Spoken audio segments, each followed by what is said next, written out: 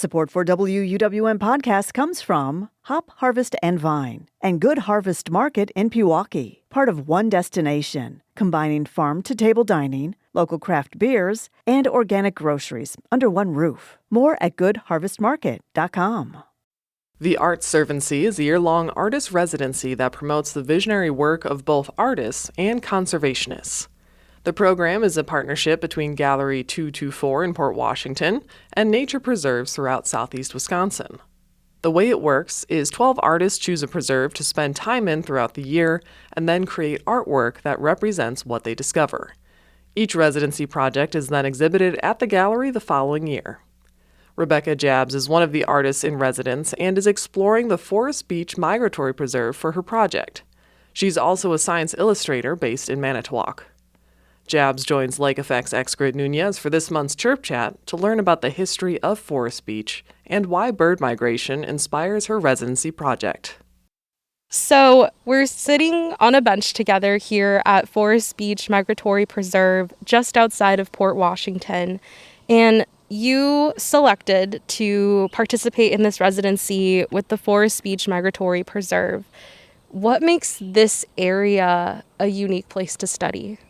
Well, I chose Forest Beach for several reasons, one being proximity to where I live. But more importantly, I noted that in the name, Migratory Preserve, that piqued my interest as a birder.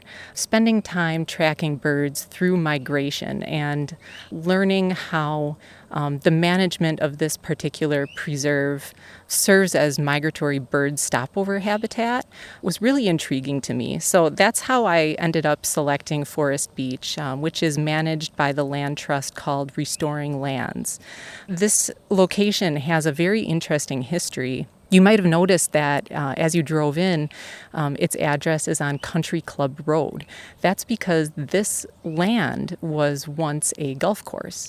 And when it no longer was used as a golf course, management was taken over by Restoring Lands, and it is restored and managed primarily as migratory stopover habitat for birds. You might wonder, what does that mean? Well, we know that birds migrate. They have breeding grounds, often in the north, and then they winter in locations to the south. But what I think sometimes we don't think about as much is, what happens on that journey? What do birds need?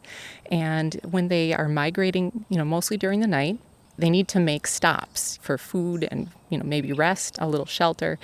And locations like Forest Beach provide that critical stopover habitat that helps birds on their journey. Yeah, I am just looking at everything around me, and I just can't believe this used to be a golf course. Such a beautiful forest. You could hear the birds chirping over us. And I could see all the different types of habitat that it provides for the birds. There's a pond, there's shrubs, tall grasses. So when you think about a golf course, it has relatively low biodiversity, a monoculture of green mown lawn. And what's really neat about Forest Beach is it has this mosaic of habitats. We have wetlands, grasslands, hardwood forest, and my favorite is the shrubby areas. You never know what those are going to turn up. It's so true. So can you walk me through your creative process, especially as a science illustrator? When you come and visit Forest Beach, what things do you take note of or pay attention to when you're walking through it? We are uniquely situated here in Wisconsin along the Mississippi Flyway, which is, a long time route that birds use during migration. So when I come here, I am primarily looking for birds, and I used the app called eBird, a citizen science platform that allows people to contribute bird sightings in the form of checklists that can contribute to data collection. And so I am birding both with my binoculars and by ear. I've worked really hard to get to know the various calls and songs of birds because it really enhances my whole experience. You don't always have the chance to see a bird, and hearing it creates this wonderfully immersive experience as I'm walking. And I find that it puts me in the moment as I'm walking through the preserve. I'm thinking about birds, but more than that, I find my thoughts meandering to the history of the land and the value of land and different ways we ascribe value to land. I think about the history of people on the land. These are all things that contribute to my experience here as I think about how I would interpret Forest Beach Migratory Preserve in the form of my art. When I get home, I compile my checklists, and I've been thinking about ways to represent the data I've collected in a way that communicates more than data. So that's my next challenge. I have been focusing on migration as a topic. I love drawing birds. Given the choice, birds are probably at the top of my list of what I just absolutely love to draw. So I've been sketching the birds in flight, which is a time-consuming activity, but it's really a labor of love. And now what I'm doing is thinking about how to complete this project, which is still very much in the works, and represent a timeline of migration and get people to think about how much is happening in our world and in the natural community if we take the time to look. Yeah, absolutely. And I'm wondering, what are some interesting birds or interesting notes that you've taken while you've been out here observing for your project? Well, it's just been a joy to watch the seasons unfold as I hike here. I started in January, and my first checklist, doing my walking route, yielded 11 bird species. When it came to May, and I came here after a really strong migration night, the weather conditions had been just right, and there was a big influx of migratory birds. And that day I counted 66 here, and that was a really big change. But more importantly, as I watched the seasons unfold, there's a new gift, a new surprise for me to encounter. I'm interested in knowing which pieces of the habitat will yield which plants and which birds will I find there. And I feel almost as if I'm being let in on a secret when I find a bird I haven't seen and I get to observe it in its habitat for a while. That's really fun for me. So naturally, you're also studying the flora and fauna that the birds inhabit, right?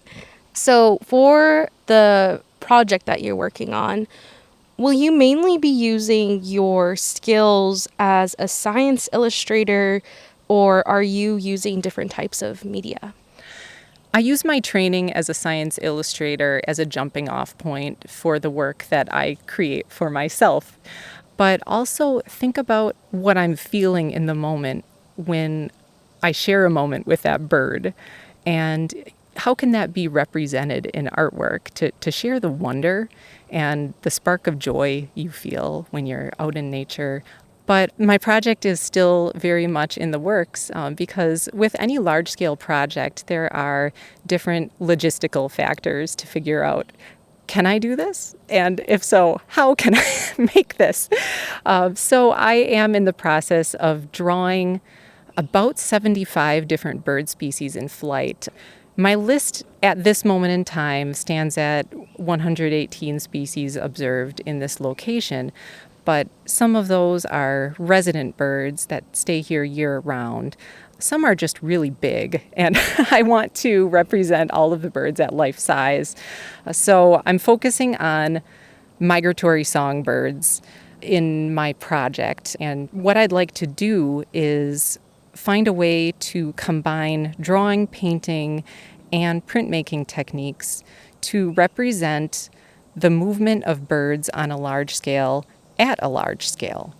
I think one of the most surprising and rewarding sightings I've had happened on one of those big migration days in May, where I'm walking along and my eyes are focused upwards because this is where I expect to see the warblers. And I hear a very loud, familiar song coming out of a low shrub. And I stop in my tracks. That's a Connecticut warbler. And this is a species that is seldom seen, But thankfully, they have a very loud and distinctive song.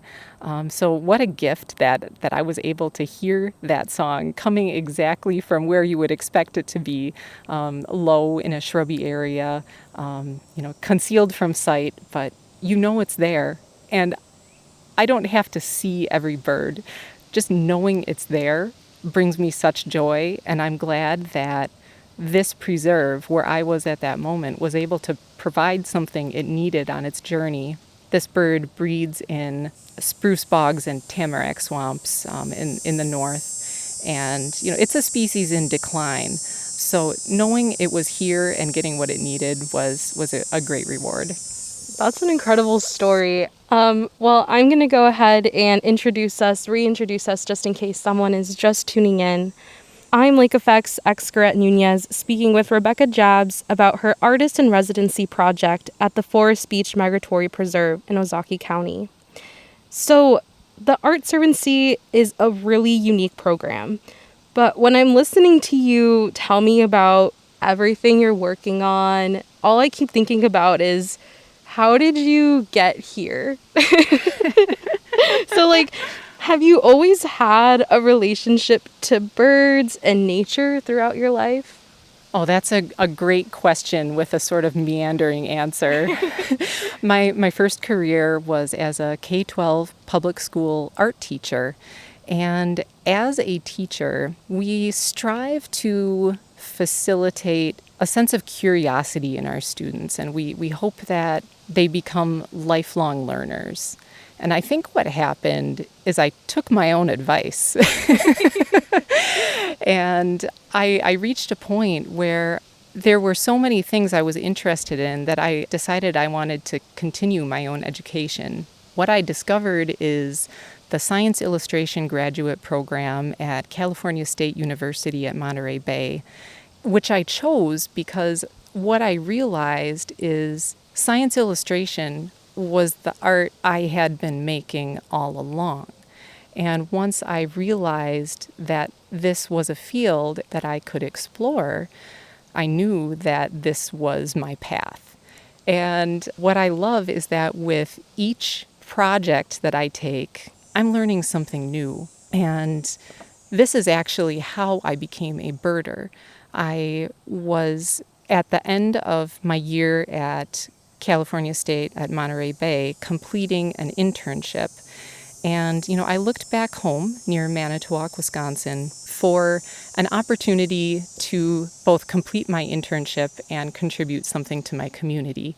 There was a new nature center, the Newstetter Nature Center, going up at Collins Marsh, which is the largest marsh area in Manitowoc County. And so I contacted them, and we decided to work together to create a life-size field guide mural to the local duck species that might be encountered at Collins Marsh. I was really excited. That sounded like a fun project to complete as my internship. But the thought occurred to me that I thought there were just ducks. I didn't realize that there were so many and that I could see them so close to where I live. So what I did is I sought out an expert. I found someone who knew more than me, and I relentlessly followed them around. I decided I wanted to see all of these ducks before I painted them. The person I found, I could not have found a better mentor than Dr. Charles Sontag, a ornithologist in Manitowoc. So I followed Chuck, as we call him, around, and he taught me not just to recognize the field marks of the ducks, but to look at their behavior, the way they swim, the way they dive. It opened up a new world to me. And as I was looking at ducks, I discovered that there were a lot of other cool birds out there to see, and it happened really fast from there. I feel like I can relate to that similarly in that I think nature's always played a role in my life, but maybe I've never realized it. And it wasn't until I was in college that I wanted to do a story. I was in college during the pandemic that birding, was becoming popular. And I had gone on a hike with a birder, but in the dead of winter. And he was still saying, there's still birds out here. And so we're hiking together, and I just had the best time ever. And he's like showing me and teaching me, even to me at that time, a black-capped chickadee, I didn't even know what that was. So him telling me, chickadee, dee, dee, dee, and I'm learning. I'm like, that's so cool. And I said something to him, and I was like, I can't wait till I'm older to become a birder. And you know what? He humbled me and was like, why do you have to wait to be older? You could do that now. And yeah, I really started getting into birding that way. But taking a step back, I think even before college, birds have played a role in my life. Well, I have something to say about this. For me, one of the barriers was I thought that this information, being a birder, felt inaccessible. I thought that it was for people who had studied birds at a university. I didn't think that I would be able to learn this. And now as a science illustrator, I realize that part of my job is to open doors for other birders through the work that I make and help to communicate that anyone can be a birder. Birding is for everybody, and it brings a lot of joy to my life. The same can be true for anyone who has even a passing interest. And I think it also kind of circles back to the point of like your art residency of like the more aware people are of birds, they recognize their significance and the role that they play in our environment, right? Yeah, I think that's true. The more you know about something, the more interesting it becomes. And I keep going back to the words of Aldo Leopold as I'm walking the land here. Do we see land as a commodity belonging to us? Or do we see land as a community to which we belong? I think about that a lot when I'm here at Forest Beach especially. And something that is really wonderful to me is that this was once a golf course. And what the restoration efforts here have really shown me is that it works. There are so many birds here. And then I think about, well, how can I contribute? And I've started planting native plants and trees in my own yard. And even that small patch, I think about the insect and bird life that I can now support. And I'm not really giving anything up except mowing the lawn. A good thing. Yeah. So I want to switch gears a little bit. You did talk about what made you transition into studying and becoming a science illustrator. But based on your experience, what can science illustrations reveal or convey when someone's trying to identify a bird from a field guide?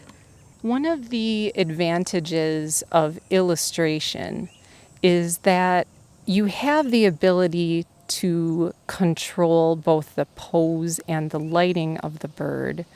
Whereas with photography, there are more variables. I have seen people take some absolutely beautiful photos of birds, and they're very skilled at what they do. And it's also hard work because the birds don't pose for us. And so both field guides with photography and illustration are both very useful for different reasons. But what I like is the ability to portray male, female, juvenile, breeding plumage, non-breeding plumage, all right next to each other without the factors of pose and lighting. And beyond identification, illustration gives us a means to describe processes beyond identification. We can have infographics that show us, migration routes and patterns or different aspects of bird behavior or glow-throughs, things that show us what's going on inside a bird, such as, how the woodpecker's tongue, wraps all the way around. These are the benefits of illustration. Yeah, and so when I think about the work that you do, When it comes to this project, or maybe a project for a client, what do you need to be mindful of when creating a scientific illustration, and how do you balance that with creativity? That's a really good question. I think the biggest difference, with science illustration, versus the art that I do for a gallery exhibition, is that the most important factor is accurate, clear, concise communication of information. And that always has to be in the driver's seat. If it can be beautiful, that's great. And that can be very inspiring. But what we're trying to do is help people to understand something that might be difficult to describe or visualize using text alone. That makes a lot of sense. Before we start wrapping up, I kind of want to end on this note of what do you hope to communicate through this art residency project that you're working on, and hope that people resonate with? Well, on the surface level, it's about the birds. If you take the time to look, you're going to be rewarded. If you go out and take a walk, look and listen to what's around you. On a deeper level, I'd like people to think about the land and how we use it and how we see our relationship to the land. And what does this mean for the actions we take and how we manage the land around us? What do you think people can learn from taking that time and observing the birds around them? Maybe what have you learned anything about yourself? It's helped me to see myself as part of the natural world instead of being separate from it. I appreciate the mindfulness I experience when I'm out on the trail with my binoculars. I'm in the moment, and like I said before, I feel like I'm being let in on this secret world, and it's a gift that I get to observe the things I do. Well, Rebecca, before I let you go, we've reached the end of Chirp Chat, which is when I love to ask guests to shine a spotlight on a bird for the month. I know you've been thinking about this because you're a Chirp Chat listener. What's a bird you'd like to highlight this month? Well, I'm really excited to tell you about one of my very favorite birds, which is the black-billed cuckoo. We have two cuckoo species that breed here in Wisconsin, the yellow-billed and the black-billed cuckoo. And for whatever reason, this summer, I've been lucky enough to see more black-billed cuckoos than in a normal year. The cuckoo is one of those birds that is a relatively common breeding bird here in Wisconsin, but I think a lot of people don't realize it's here. I know I sure didn't, just because they are very secretive and shy, and they don't tend to behave like other birds. They have a habit of sitting very still in a tree. So I always get the sense when I see one that it has allowed me to see it.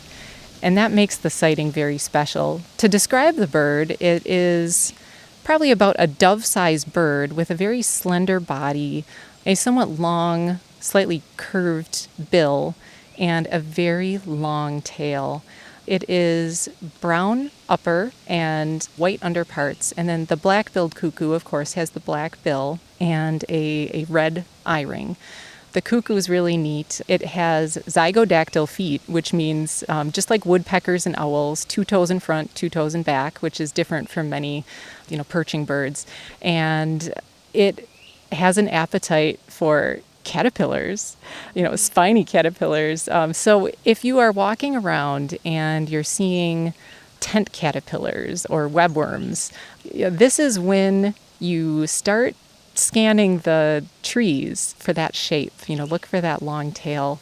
But it's always a special day when you see a cuckoo, just because they're here and you get the sense that they're seeing you, but are they allowing you to see them? I've personally never seen a cuckoo before. I've seen one in a field guide, but the way you're describing it, it's giving like tropical bird almost in Wisconsin. Well, Rebecca, thank you so much for speaking with me today. I really enjoyed learning more about you and your artwork. This was really fun, and I'm excited for people to see the final project. Thank you. It's a real pleasure to talk about my favorite subject. Thank you.